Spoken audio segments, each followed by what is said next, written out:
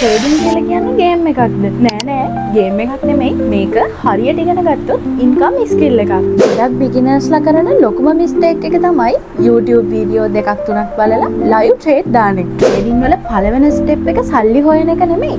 Market එක understand කරන එක. කැන්ඩල් කියන්නේ මොනවද? buy and sell කියන්නේ මොනවද? risk management, stop loss මේ මං කියපු බේසික් ටික නැතුව ට්‍රේඩ් කරන එක මාර ඩේන්ජර් වැඩ. ට්‍රේඩ් කරනකොට කලබල වෙන්නේ නැතිකම, ඉවසීම මාර ඉම්පෝටන්ට්. හැමදාම ප්‍රොෆිට් නොවුනත් ස්ට්‍රැටජි එක හරියට ඩිසිප්ලින් නැතුව මේ ගමන ගියොත් ඔයාට slowly grow up වෙන්න පුළුවන්. ඉතින් ඔයා ට්‍රේඩින් ස්ටාර්ට් කරන්න බලන් ඉන්න බිගිනර් කෙනෙක්ද? එහෙනම් ඔයාට හරියනම තැන තමයි CryptoX Academy කියන්නේ. ඉතින් වැඩි දේවල් නැහැ.